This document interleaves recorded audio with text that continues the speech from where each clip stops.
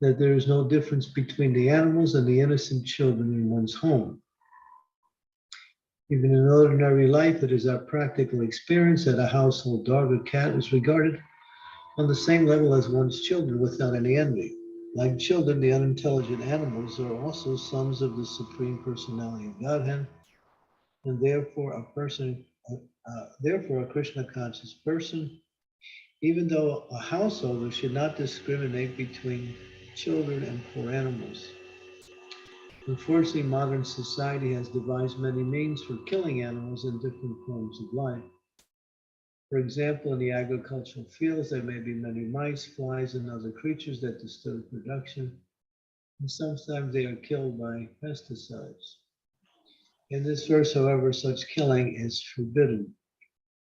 Every living entity should be nourished by the food given by the Supreme Personality of Godhead. Human society should not consider itself the only enjoyer of the properties of God.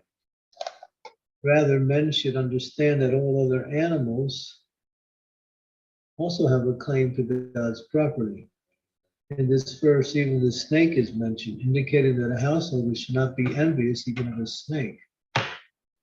If everyone is fully satisfied by eating food that is a gift from the Lord, why should there be envy between one living being and another? In modern days, people are very much inclined towards communistic ideas of society, but we do not think that there can be any better communistic idea than that which is explained in this verse of Srimad Bhagavatam. Even in the communistic countries, the poor animals are killed without consideration, although they also have the right to take their allotted food with which to live. Om Gyan Timirandasya Ginajana Salakaya. Chaksun Militam Yena Tasmai Shri Gurave Namaha. Nama Om Vishnu Padaya Krishna Prastaya Bhutale. Srimati Bhakti Vedanta Swami. Namaste Saraswati Deve. Gauravani Pachadine Nirvisesa Sunyavadi. Pastyatya Desitane Vanchakopa. Vischa Kripa Sindhu Pai Vacha Patitanam Pavanebhyo Vaishnavebhyo Namaho Namaha. Jai Sri Krishna Chaitanya Prabhu Nityananda Sri Advaita Gadadhara Sivasadi Gaur Bhaktivinoda Hare Krishna Krishna Krishna Hare Hare Hare Rama Rama Rama Hare Hare. In the fifth canto of the Bhagavad Gita, it said, Vidya Vinaya Samprane Brahmani Gavi Hastani Suni Chaiva Svapake Cha Pandita Samadarshanaha. This verse is the principle of seeing in a spiritual way, rather than seeing in an external, material, and limited way. What is that spiritual way? That in the heart of all living entities, the Supreme Personality exists, along with the soul of that particular living being. There are two souls in everyone's heart, Krishna and that individual soul. Krishna is the Antaryami, he is the super soul, and he is guiding and watching the living entity as they try to live and enjoy in this material world.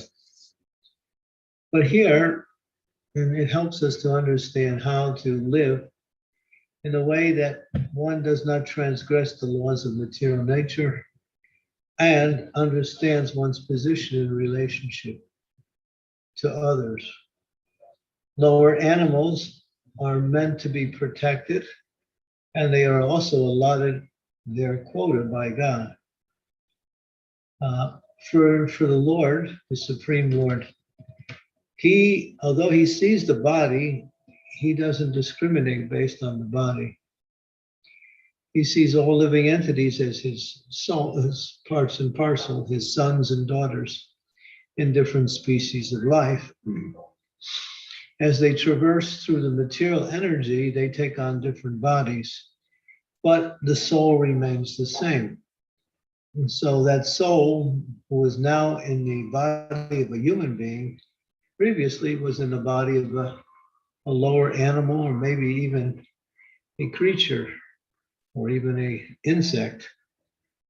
So God doesn't discriminate. He discriminates based on the principle of giving according to one's needs. That's what his discrimination is. But everyone has a right to life, and that's the point that's being made here. Everyone should be treated, as it says here, like one's own son. So for duty of a householder, although in Western materialistic societies, people keep dogs and cats, sometimes they keep birds, sometimes they keep hamsters, like that. But in a more Vedic society, which is more agrarian based, you would see there was always animals around, such as horses, cows, asses, and other living entities also. So a household was not complete in Vedic society because, of course, the agrarian lifestyle was conducive to having animals in order to support one's livelihood. And so these animals are seen just like one's own children, like it says, one's own son. What is the difference? The animal doesn't have developed intelligence. In the same way, the children, babies, don't have developed intelligence. They are completely dependent on the parents for food, for basic cares, for everything they need. So in the same way, an animal, although a little bit more independent than a child, still doesn't have the intelligence that it needs, and it should not be discriminated simply because of the body that it has. The materialists see everything in relationship to the body because that's their limited understanding of life. And therefore, this is good and this is bad. But here it says, even Prabhupada points it out, that even a householder should not be envious of a snake. Of course, many snakes who are poisonous are envious by nature and they will bite. But one should not think that the snake is my enemy. One should act accordingly. In other words, of course, we don't keep snakes for pets, but there are people who do maintain and keep snakes and do not kill them and use them for various forms of worship. There's also for worship, snakes are used. And then also for entertainment, snakes are also used. So the point is, everyone has a right to life and everyone is given their quota by God. Everyone is a part and parcel of God, and God is equal. He cannot favor one living entity over another, although he treats living entities differently according to the type of body they have and how they approach him, both. But still, he's equal, just like a father may have so many sons and daughters in the family. So one son is not so intelligent, another one is more developed and intelligent. Some may have many good talents, and another son may have nothing. But the father's love is equal for both the slow child and the developed child, because it's his son. So we should understand that's how God also sees. He sees all living entities. Therefore, one should not cause harm to any living entity unnecessarily. Unnecessarily means for one's own personal gain, like that. Sometimes we say that the Kshatriyas, they have to practice becoming expert at their duty as a Kshatriya, so they may go hunting in the forest. but they do not hunt domestic animals, just the wild animals such as tigers and deer. But that's only allowed for the Kshatriyas and only for the purpose of training, like that. But not that, like in modern civilization, they want to eat the cow, so they round up as many cows as they can. They send them to the slaughterhouse for exploitation, and that's unfortunate. And so one should be very aware that all living entities are dear to Krishna. All living entities are parts and parcel of Krishna. All living entities have a right to life. Just like it says that just like you want to live and you also want to be happy. So every living entity also wants a life, and they also want to feel satisfied or happy. So understanding the nature of other persons means understanding your own nature. When you understand your own nature, then you can empathize with others that, yes, there's similarities between how we want to be treated and how we treat others. And so that applies here for different types of animals. There is one particular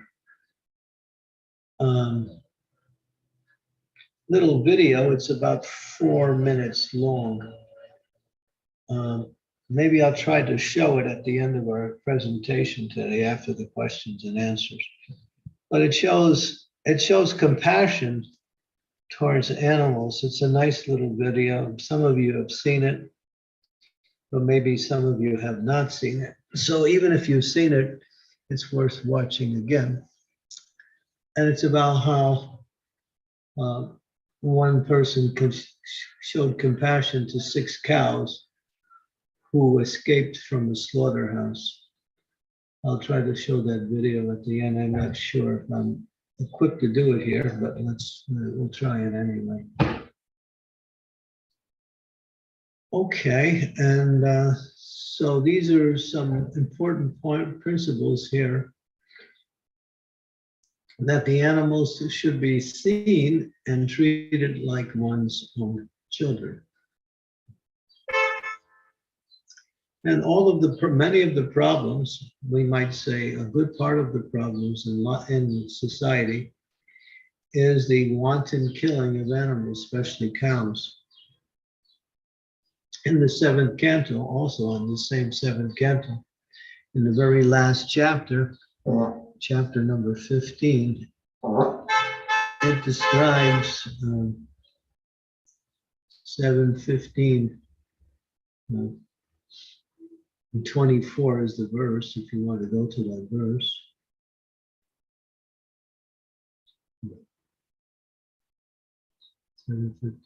Yeah, that's it. There, let's see. We'll go to the Sanskrit. We'll also do the Sanskrit. Kripaya bhutajam dukyam daivam jahat samadina atmajam yoga viryena nidram sattvam nisevaya. By good behavior and freedom from envy, one should counteract sufferings due to other living entities. Yeah, so here it is. By good behavior and being non-envious, one should counteract sufferings due to other living entities. By meditation and trance, one should counteract sufferings due to providence. That means higher powers, such as pestilence. So here it says by trance, one can counteract sufferings due to coronavirus. And by practicing hatha yoga, pranayama, and so forth, one should counteract sufferings due to the body and mind. Similarly, by developing the mode of goodness, especially in regard to eating, one should conquer sleep. Okay. By practice, one should avoid eating in such a way that other living entities will be disturbed and suffer. Since I suffer when pinched or killed by others, I should not pinch or kill another living entity. People do not know that because of killing innocent animals, they will have to suffer severe reactions from material nature. That's what's going on now. Any country where people indulge in unnecessary killing of animals will have to suffer from wars and pestilence imposed by material nature. Comparing one's own suffering to the sufferings of others, therefore, one should be kind to all living entities. One cannot avoid the sufferings inflicted by providence, and therefore, when suffering comes, one should fully absorb oneself in chanting the Hare Krishna Maha Mantra. So that's what I've been saying all during this last couple of years, that if you want to be protected from and freedom from this coronavirus, chant Hare Krishna and chant more and more. One can avoid suffering from the body and mind by practicing mystic yoga, mystic hatha yoga. Okay.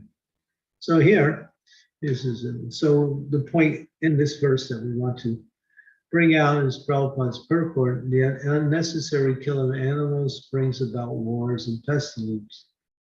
So you can see the devastation it has, because God and material nature do not, will say, well, he killed he killed an animal, that's nothing. No, that animal has a right to live, just like you have a right to live.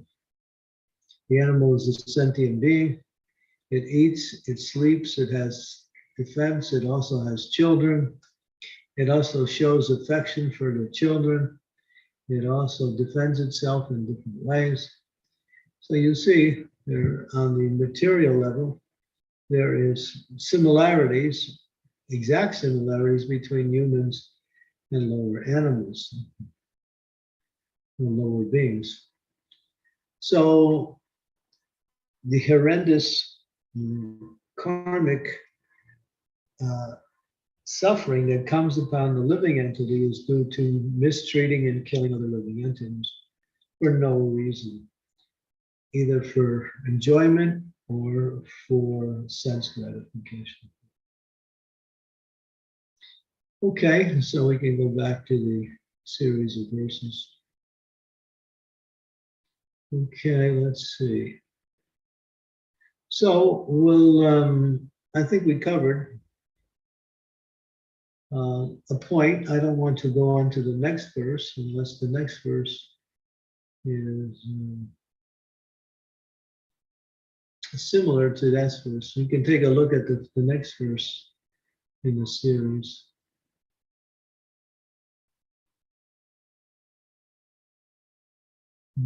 Which verse was that? That was verse number, that's the next verse, 10? Yes, Guru Maharaj, this is next verse. Okay, so that's a different subject altogether. Yes, we just read, yes. Okay, so we covered a little bit, and it's a very important point to understand. It's the foundation for what we say, freedom from envy, happiness, and freedom from suffering. If we learn to see all living entities as part and parcel of Krishna. We quoted that verse. One may see the body of another living entity, but one should also see the soul simultaneously. And know that the soul is actually the person and not the body.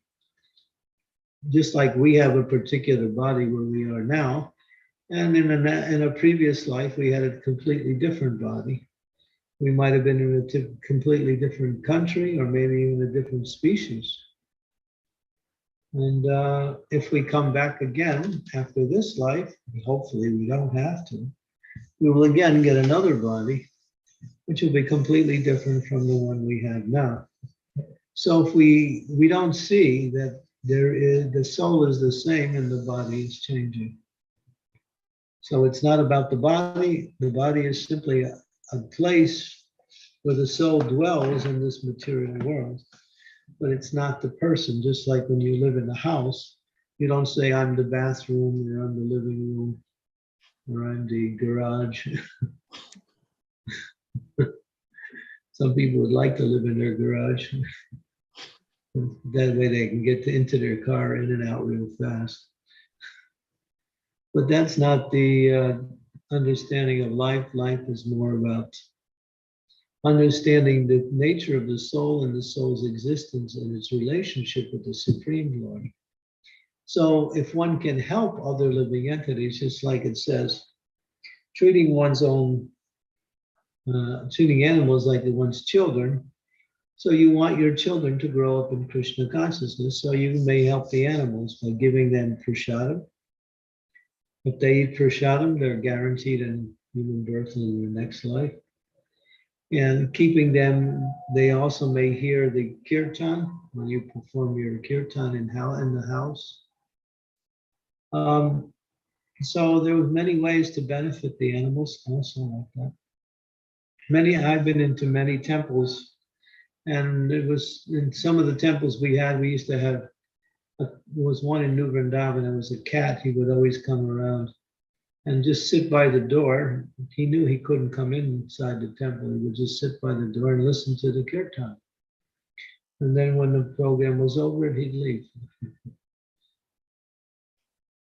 So cats, dogs, and other animals can receive the benefit because they also can hear the sound vibration of the kirtan. They may, and then they can also taste the food offered to the Lord, so that the benefits they receive are quite good, and that will elevate them in their next life. So for us, that's a way to show compassion to other living entities. And that is the goal of life, is to assist others in their sojourn to reach pure devotional service.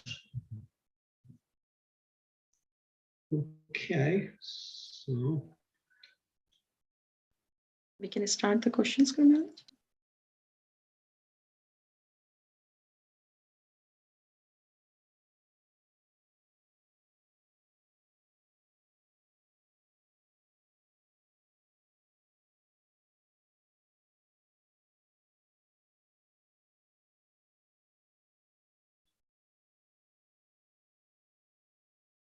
questions or comments? Yeah, so devotees, thank you so much, Guru Maharaj. It was really nice hearing about this.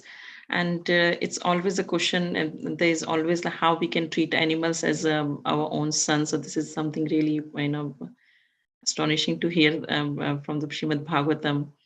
So devotees, please, if you have any questions, comment, realizations, please share your question, or either you can ask, unmute yourself and ask, and just type in the chat box. And please keep your cameras on. It will be nice to take all of your darshan. Thank you. Hare Krishna.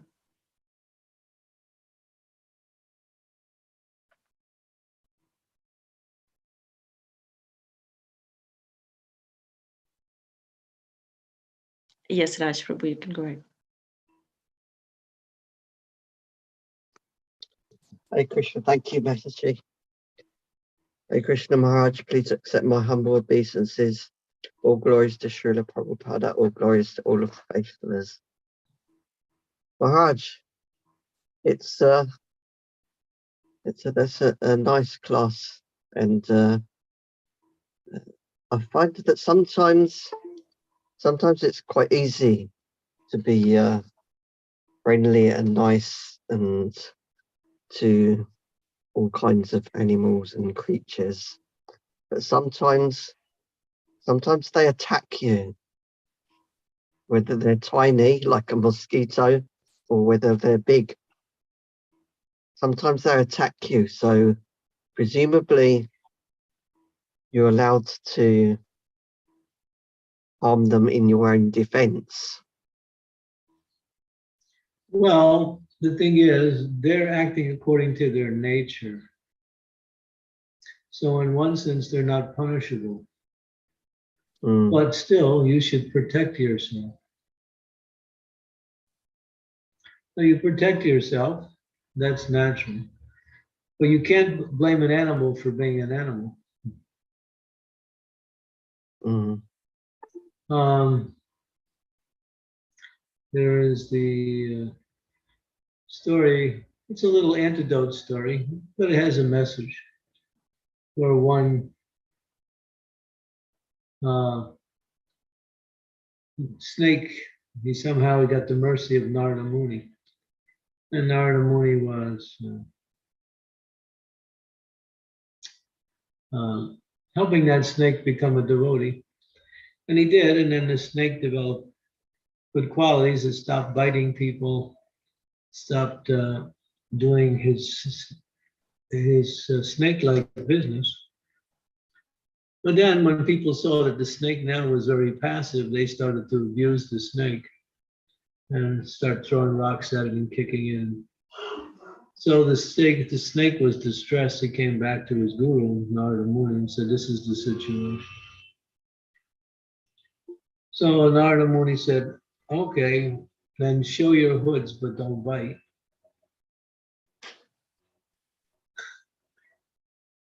In other words, you're a snake, so you can do that. But now that you're a devotee, don't cause anyone any harm. So I just use that story as an indication that an animal is an animal. And you can't blame an animal for being an animal. But if you act like an animal, you are criticized, you're blamed, and sometimes you're also punished. So you don't expect the animals to be like human beings. You don't expect human beings to act like animals. So if an animal is acting the way it is towards you, there must be some reason. You've disturbed it, you've done something. Except for snakes and scorpions. Scorpions and snakes, they attack without provocation. But other animals will not do that. Those who live in the forest and the jungles, sages and saints, they know they can live amongst even wild animals and not be afraid. Why? Because they're peaceful. And if the animals know you're peaceful, they don't bother you. They don't harm you. They pick up, they sense your energy, and then they act accordingly. Just like dogs, they can tell if you're violent from a long distance away simply by smelling. That's why sometimes you walk along the street and a dog will start barking at you, because he feels some disturbance by your presence. He's picking up some energy that is not pleasant coming from you. And other dogs, when you're in a different mood, they don't do anything because you're in a better mood, you're in a right mood. So animals cannot be blamed for being an animal. It's just the way they are. But obviously, we should protect ourselves from being harmed by an animal, so that can be done.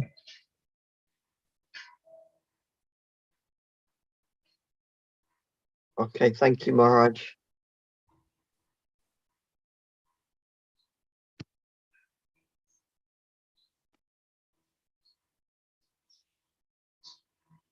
If you carry a stick all the time, then you can always chase dogs away.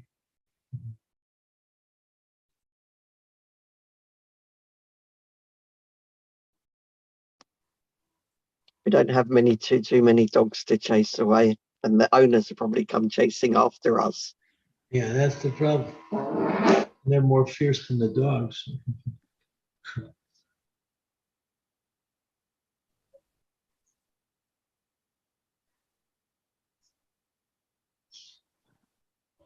Thank you, Maharaj.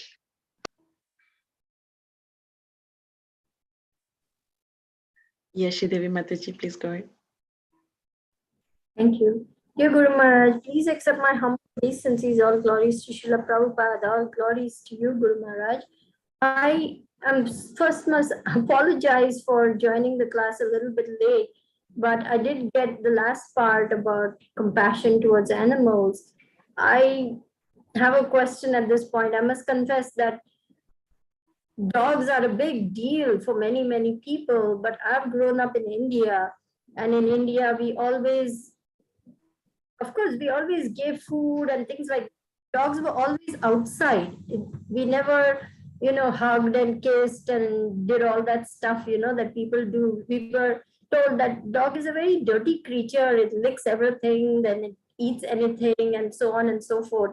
So we are compassionate in the sense we give food, whatever leftovers, but we don't bring them into the house and we don't love them and pet them. And so now, for me, I just have that same attitude. So when people say, oh, this is my dog and this and that, I say, I'm sorry, I can't, allow the dog to touch me. I'll have to go and take a shower because I have to offer food to the deities. I just say, and it seems very strange to people that I cannot love their dog.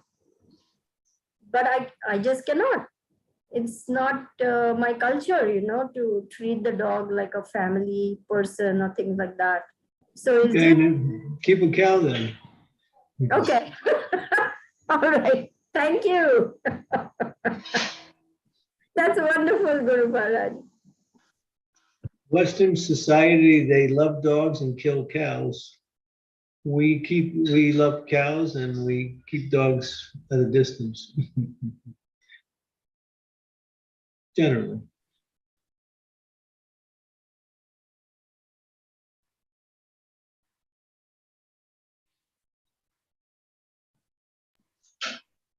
Yeah, but the Thank you, reason why Guru. dogs are generally not so clean, and they also can carry disease too. So,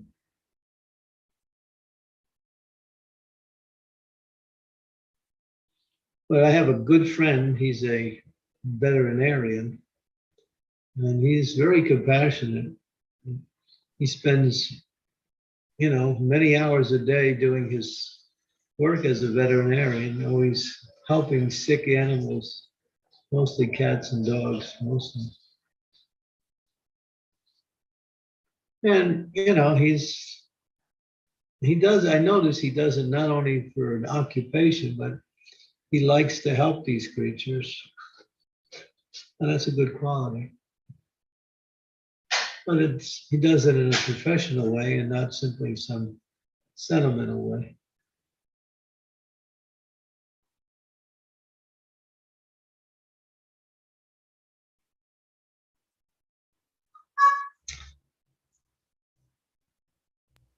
Thank you, Guru Maharaj.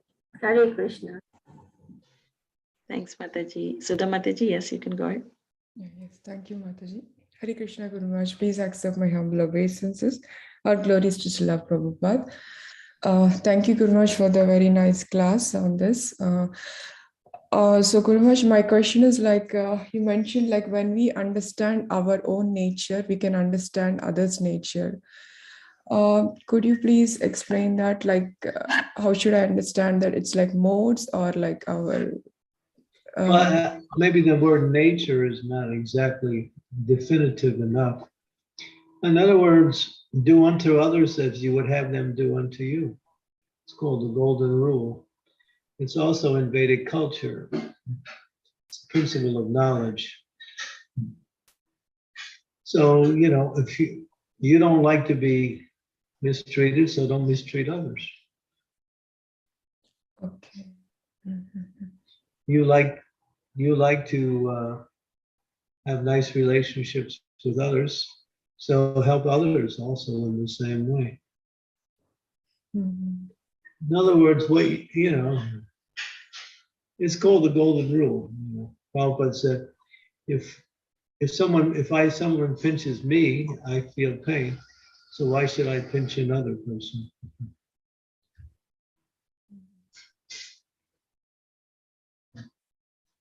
So understanding others, putting your challenges and understanding them, they should also not undergo same kind of sufferings. Yeah. Through your experiences, you don't want other persons also go through same experience. So it's like that, Guru Maharaj. Do unto others as you would have them do unto you. That's called the golden rule. Yes, beautiful. Yes. Yeah. I have other question, Guru Maharaj, about pets. As you mentioned, some people we see, they are very much mm, like caring towards pets. So that means we should understand like their consciousness is very pure. They love so much pets. They take care of them so nicely.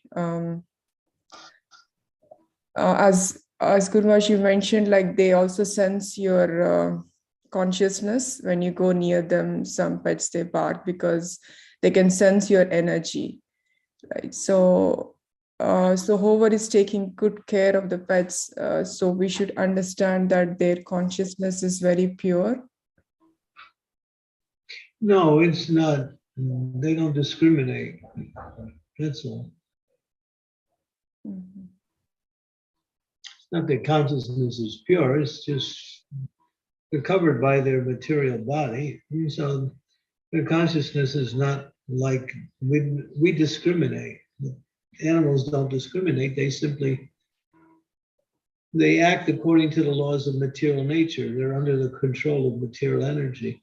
And according to the body they have, the material energy dictates. So, an ass can carry big, heavy loads.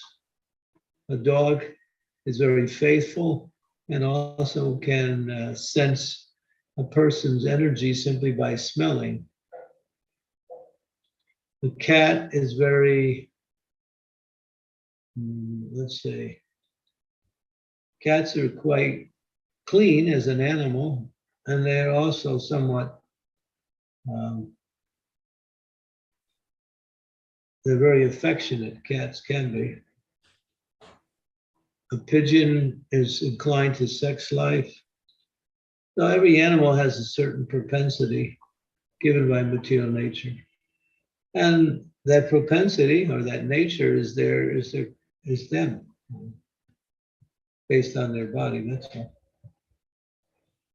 So they're working under the influence of the material energy. They're not, we can accept material energy and see it and play our role within it, or we can act outside of material energy because we have that discriminating power, or we say we have the higher consciousness. But the misuse of higher consciousness is the cause of all the problems in the world. Proper use of higher consciousness is compassion towards other living entities.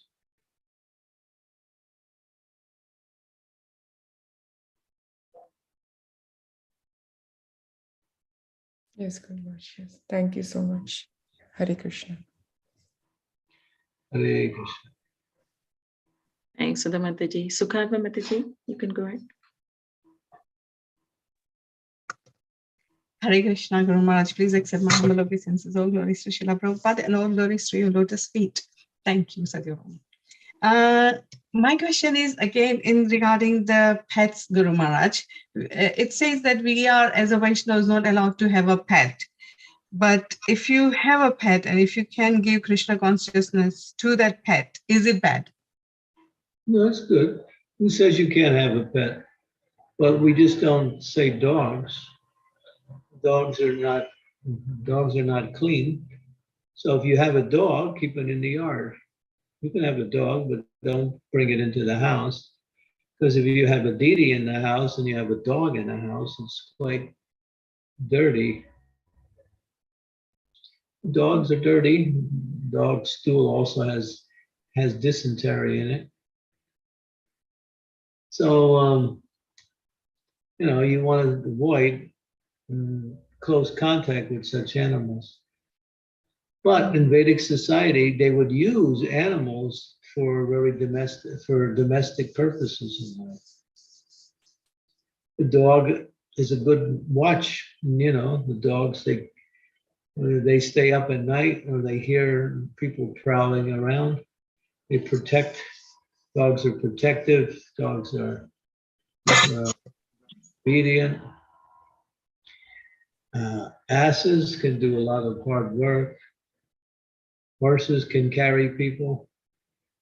Cows can do unlimited amounts of good to others. So animals were a part of Vedic culture. Every household had some kind of domestic animals.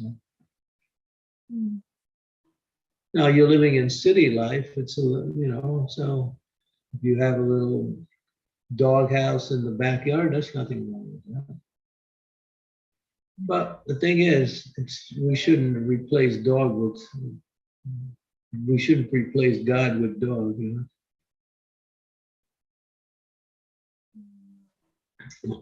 If you're going to have an animal, it's for the benefit of the animal.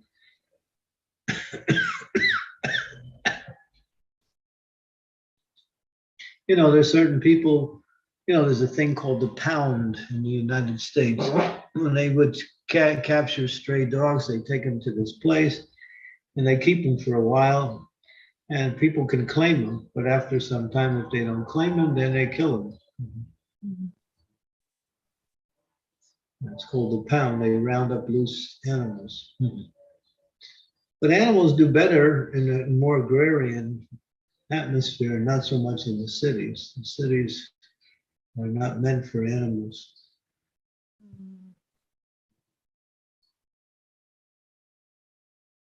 I think something like that is there in UK as well, and they let you have the rescue the animals that way. So one of my friends brings dogs from there. Yeah, but give them prashadam, and that we don't keep dogs just for the sake of keeping dogs.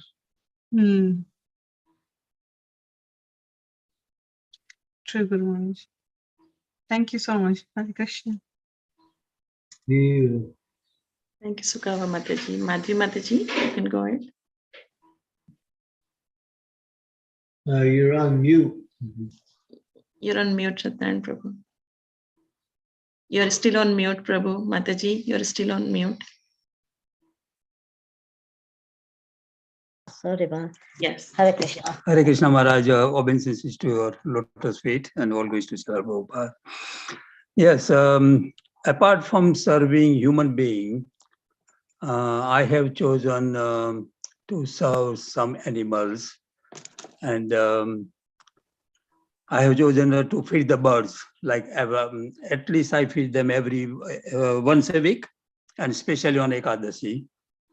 And sometimes I give them grains, sometimes bread, and sometimes Mahaprasad when it's possible. And apart from feeding birds, I put some Mahaprasad time to time in the bushes.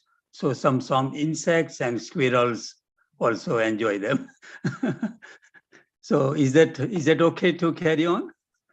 That's my question. Well, it says that for a householder, they should distribute prashadam every day to some living entities. That's a principle of household life. You should feed either humans, insects, animals, birds, every day. So some living entity should get the benefit of your food distribution every day. When I used to live in South London, I used to feed birds every day without missing, every day. That's nice. Also, because there was a possibility, because I had a garage and it was away from the house, so in the garden, so nobody was complaining, and I used to feed them on the roof of the garage every day. But now it's not possible, so I try to go out in a park and feed them once a week minimum, and especially on Ekadashi. Yeah, you don't have to give them. You could give them grains on Ekadashi. They don't fast on Ekadashi. Yeah, that's right. Because we can't give grain to human being on Ekadashi, but I have understanding that for animals it's okay. Yeah, it's nice. But again, that injunction is there. One should give prashadam to some living being, whether it's human beings or any species of life every day. Besides feeding your family, you should always feed one other living being every day. Yeah. Yeah, we do Every that, day. Maharaj. When we get Maharatas and on Ekadashi, we try to even go and deliver prasadam for one of the families and like that. So we try give that. Well, Very good. okay. Yeah, one more thing, Maharaj. It's not a question, but we need your blessings. We just yesterday finished 50 years of our marriage. So bless us that we carry on. And we had a lovely day. We couldn't attend the class because we went for Rajbhog, Aarti at Radhalandaneshwar. And in the end, then Sangha and all that. And then in the end, at 9 o'clock, we finished up at Radha Kokolanandan and got blessings from there. Manner. At Manor. So please, Maharaj, that bless us that we carry on the services and Okay. can take shelter of the Lordship. May you have another 50 years of marriage. No, Maharaj. No. We won't be we might be in a wheelchair. And Yeah, we don't mind as long as another 50 years in good health. Good health and serve. Okay. Krishna and Vaishnavas, we can serve, then we don't mind wherever we go, whatever we do. So just bless. Okay. Thank you. All right. You don't want my blessing. Thank you. Krishna Maharaj, thank you. Okay. Congratulations, Madhvi Mataji and Satnarayan Prabhu. Very nice to hear that. Thank you. Thank you. Hare Krishna. Hare Krishna Prabhu. Hare Krishna All Mataji. glories to Srila Prabhupada. All glories to His Holiness Krishna Chandramauli Maharaj. Hare Krishna. Thank you. Best wishes and congratulations. And you have produced two nice children who are both devotees. That's a great accomplishment. Yes, Maharaj, that's right. Anantacharya drove us to Manor. He said, no, let's go. I'll take you there. End your day there. So that was good. Yeah, he's online today too. He's there. Yeah, he's there. He's listening. Hope so. Okay, so. So Guru Maharaj, sorry, Leela Shakti Mataji, there is one question from long time and from Devananda Pandit Prabhu. So I'll just say that question, Guru Maharaj. Our so-called pure family life, we don't eat animals. We don't violate other principles, but we eat each other with great enthusiasm. So maybe we had rather eat animals and also satisfy our senses in a different way than destroying each other emotionally. So I'm not sure. Neither one is correct. Yeah, you can't compare that. That's not a comparison. No. Okay, thank you. Two wrongs, to say that one wrong is better than another wrong is foolish. That's foolishness. Both are wrong and both should be avoided.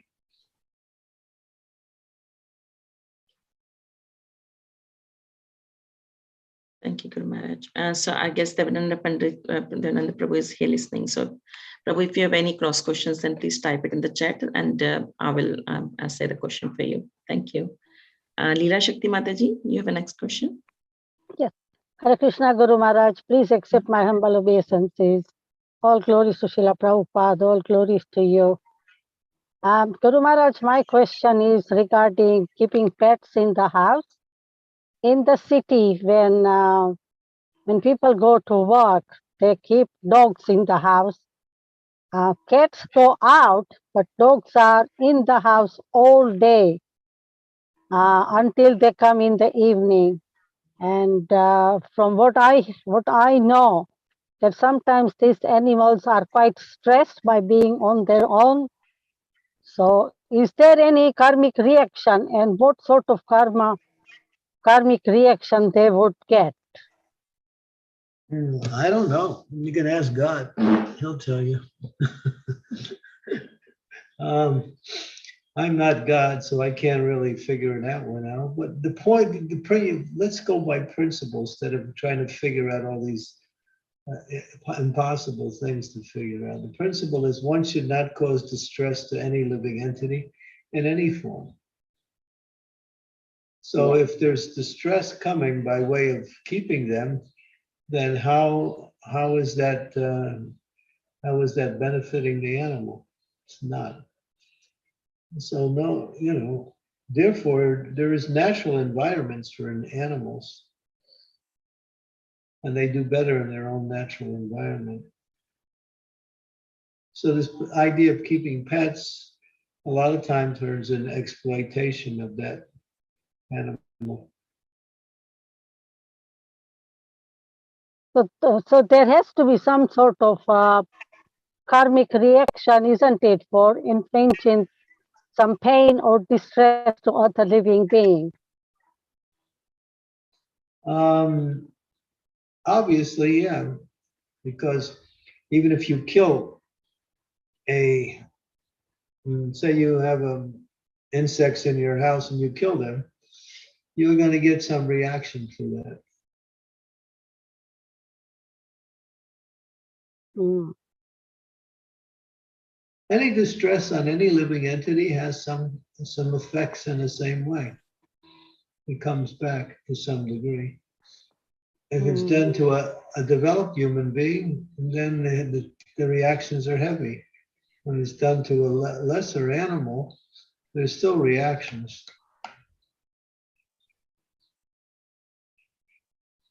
Yeah.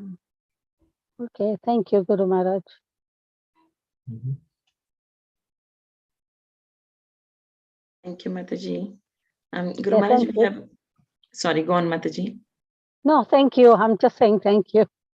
Jai. I'm just going in the deity kitchen now. I'm doing 4 o'clock offering. So thank you very much. I will take a leave now.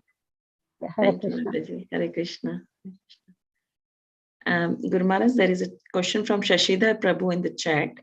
He's saying, Hare Krishna, Guru Maharaj, please accept my humble obeisances. All glory Srila Prabhupada. I have a doubt which may be out of context. Killing lower animals such as sheep, hen to Kali Mataji is a tradition in India, in places in India. How do we justify this? That's worship in the mode of ignorance. And therefore, it's nothing transcendental about that. And there was a whole thing with, I think it was it Nepal or something. They were killing buffaloes. It was on the news. Hundreds of buffaloes were being killed for some kind of ritual for some goddess. And not long after that, that whole country suffered tremendous reactions from that. So there's nothing ritualistic. Worship of the demigods falls in the modes of goodness, passion, and ignorance. So it's material and sinful, and there's karmic reactions.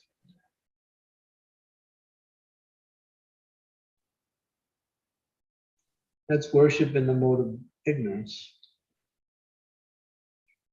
Thank you, Guru It's Maharaj. not even worship, it's just some ritual, that's all.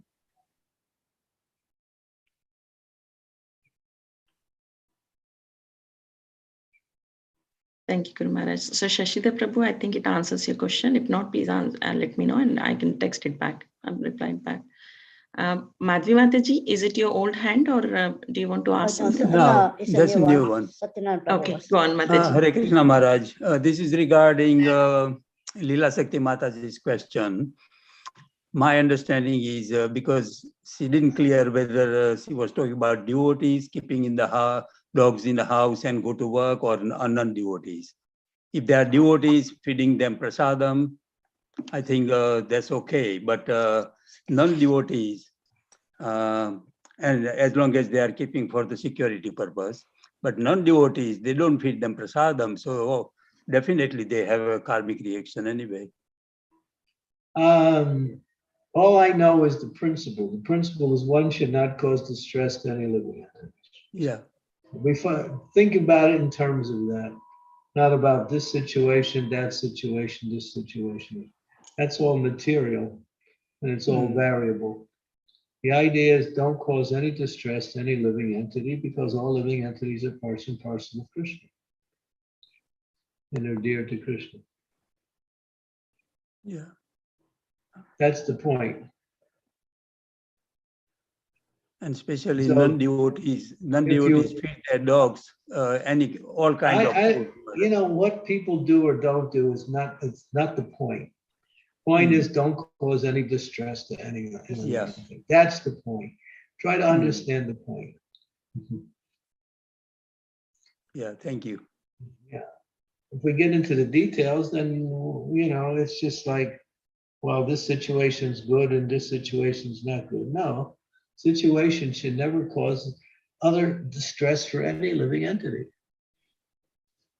And you have to be conscious of that if you're taking care of animals also.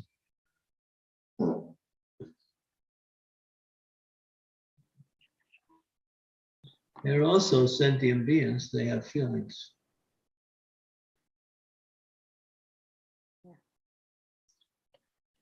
Okay.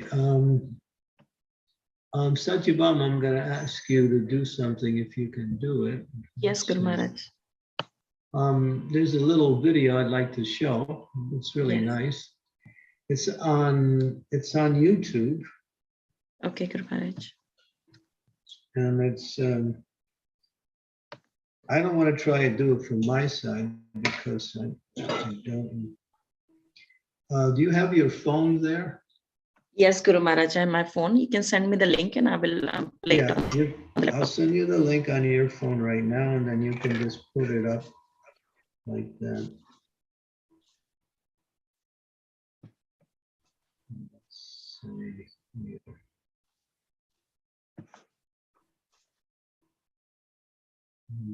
Okay, here you go.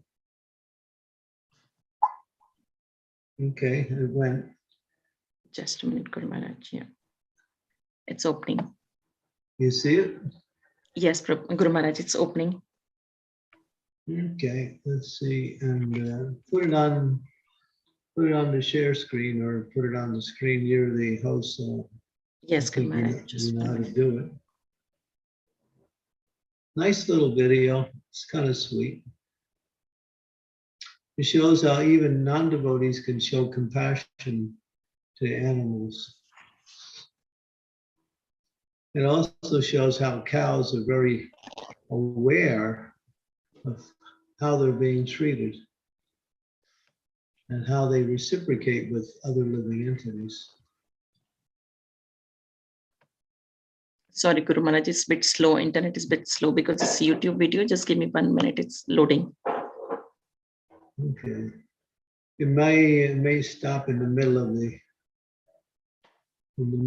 video. I hope it doesn't. It's 4 minutes long, that's all. Yep.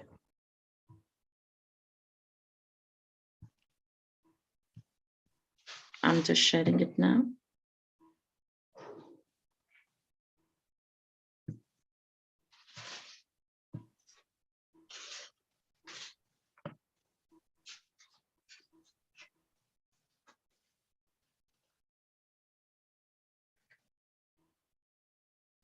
Sorry, for some reason it's blank.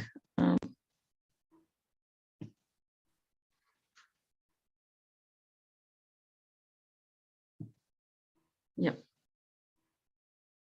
There he goes.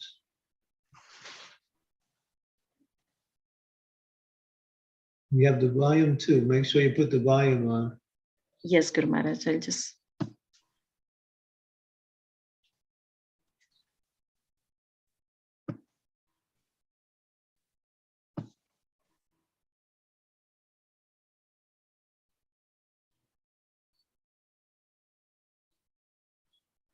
No volume. Is the video is like that, Guru Maharaj? And find some sort of safety.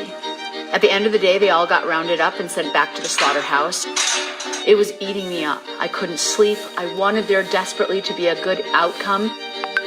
There was a small group of the community that was raising freedom money to convince the slaughterhouse owner to release them to a sanctuary. The owner said that he would wait for 4 days.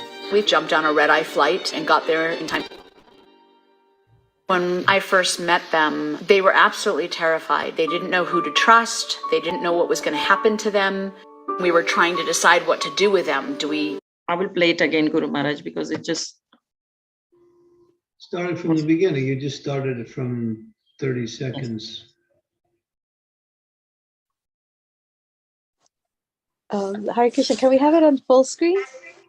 yes. I will put it as soon as I can. It allows me. Thank you. Started from the beginning.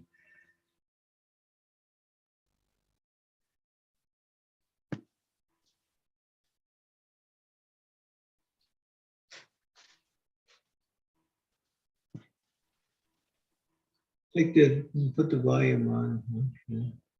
Lewis. You could see the terror in their eyes. They had nowhere to go and no one to help them, but they were desperate to live. There was one clip where Chico, who's the leader of these cows, was keeping the authorities behind a tree so his brothers could get out and run out of that area. It was very deliberate that they were trying to keep each other alive and find some sort of safety. At the end of the day, they all got rounded up and sent back to the slaughterhouse. It was eating me up. I couldn't sleep. I wanted there desperately to be a good outcome. There was a small group of the community that was raising freedom money to convince the slaughterhouse owner to release them to a sanctuary. The owner said that he would wait for 4 days. We jumped on a red-eye flight and got there in time. When I first met them, they were absolutely terrified. They didn't know who to trust. They didn't know what was going to happen to them. We were trying to decide what to do with them. Do we find a home for them? Do we ship them to our California location? I looked back at my husband and said, they have come with a story to share with the world, and we have to help them. So we had to open a general barn in St. Louis, Missouri for Chico and his brothers. You gotta go this way, okay?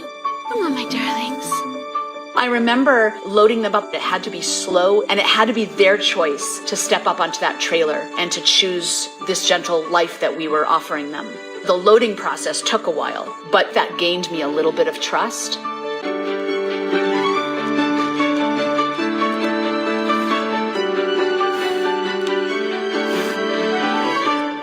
For the first 6 months, I would just sit in their pasture every single day. In the beginning, they would run away from me and stay as far away as they could. But as the months unfolded, they stopped running and then stopped walking away from me altogether. I love you so much. You love you so much. It's true. I'll never forget that first day where they kind of just all laid down. I was like, oh my God, I've been invited in. This is the beginning of their healing. It was a very slow process, and it allowed them to really forgive the past and walk away from it and learn that humans can be kind and the world can be good. Chico was absolutely the leader from day one and still is today. I knew that in order to get anybody's trust, I had to get Chico's trust. I will never forget that day where he took a cookie from my hand. There was a look in his eye that was softer than it ever had been. I couldn't stop crying. That's when I knew he was going to be okay. Watching their journey, incredible honor. Now, these cows have recovered and they've turned into cow hug therapists. They make people smile. They work with people with special needs, people that are suffering domestic violence and trauma of their own. Such a beautiful point to watch someone who came full circle and is now healing humanity. Their forgiveness is incredible, and their capacity to love is remarkable.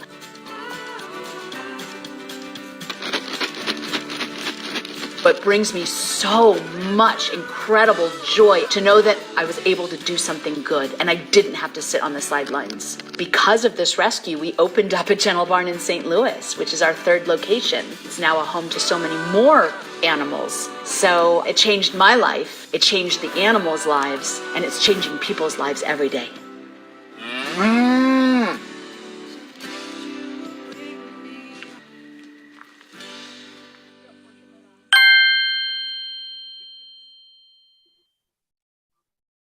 Nice, huh? It's very nice, Guru Maharaj. Very, very nice. We were here in thank you for sharing. California watching the Sorry. news about these 6 cows that had escaped a slaughterhouse and they were running through the streets of St. Sorry. Yeah, you see how people have a natural affection for animals, but it's been destroyed by this,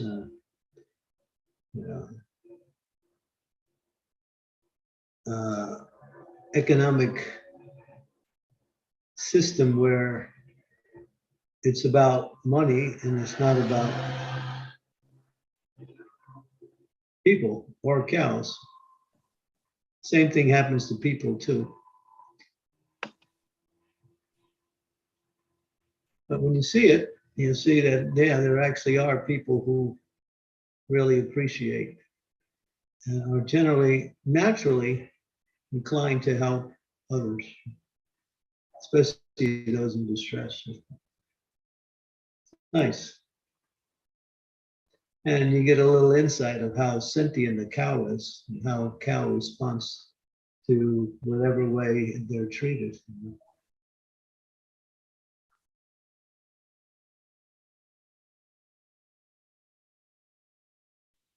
Beautiful. It's a beautiful movie, actually. Okay, so leaving you with that, we'll have a nice day and we'll see you tomorrow. And tomorrow we'll change our focus for the subject matter. Tomorrow is the appearance day of Gadadhar Pandit. And so we'll dedicate the whole talk to the glories and pastimes of Gadadhar Pandit. So it'll be tomorrow at 12 o'clock noon, UK time. Thank you. Thank you so much, Guru Maharaj, for your time. Thank you. It was a very nice session and video was amazing. It was really nice to watch. Yeah, you That can how watch it people- again. Yeah, so Sweet. It's actually shows that human beings are not all bad.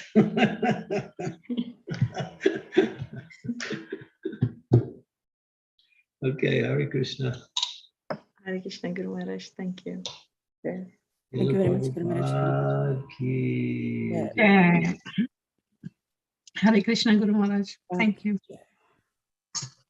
And I will share the link in this video chat, and I will also share in the WhatsApp groups for the devotees.